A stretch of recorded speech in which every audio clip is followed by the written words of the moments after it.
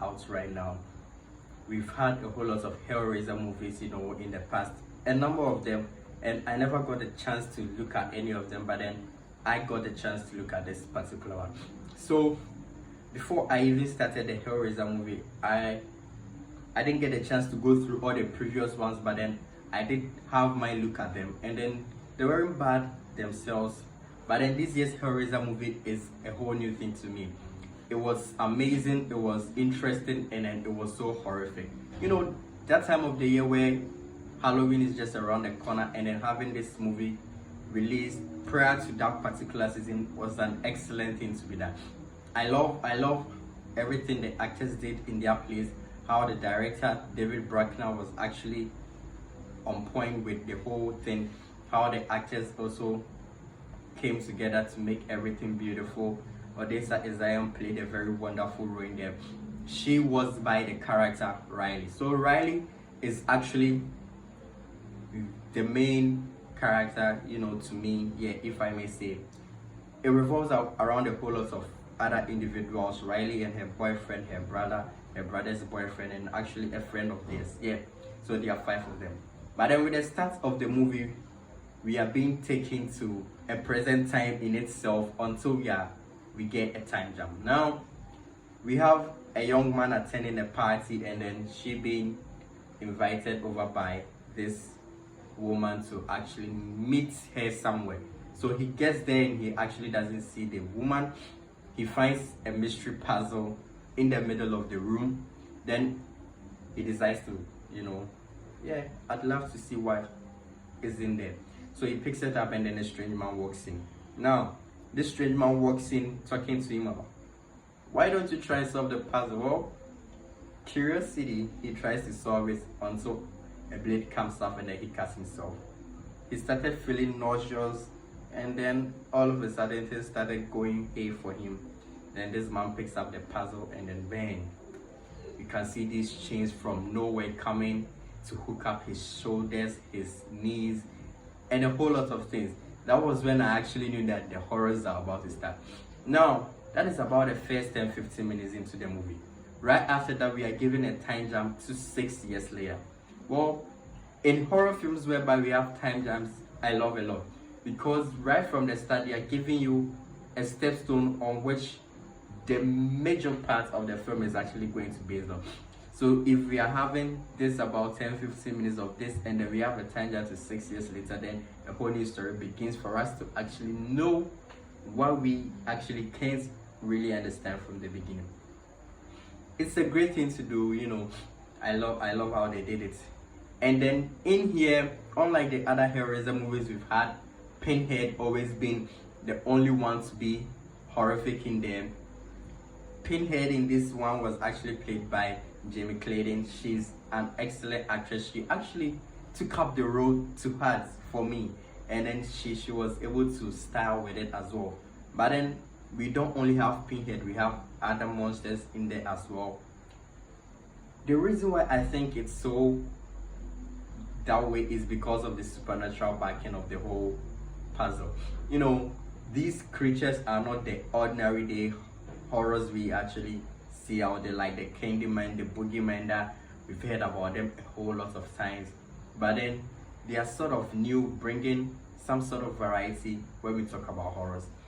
Although we've had other Hellraiser movies being released, but then this one actually being the first Hellraiser movie I've seen for myself.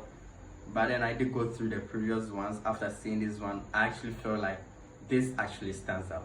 So Riley and her boyfriend actually, being broke, decided to go and break into a container in a yard.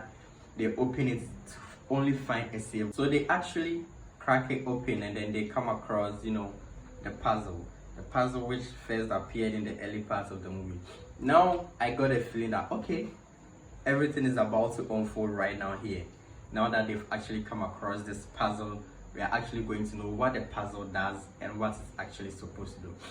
She takes it home with her. They were actually expecting to find something of much more value and then all that, but then this was the only thing they were able to come across. They take it home.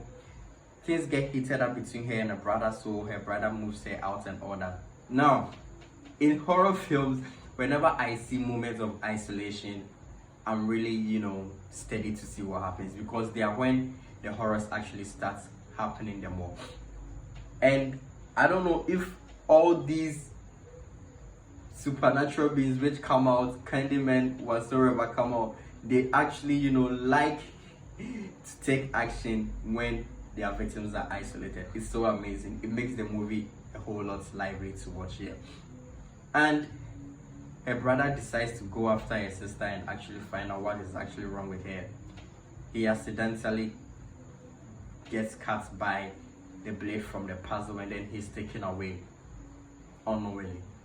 Well, his sister was so, worried that him losing his only brother was so much hateful for her, so she decided to take things in her own hands. So first of all, she told her boyfriend and her brother's boyfriend and their friend, well, they decided to take things slow, but then she felt like she can't just leave her brother out there, so she decides to go on a search for him.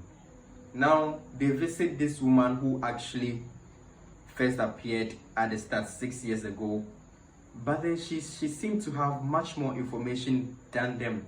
So after revealing a whole lot of things to them, Riley actually got interested in the matter at hand. But then unfortunately for her, she also lost her life. Well, horror movies are made so that people lose their lives in them, so I wasn't surprised a number of people have started losing their lives.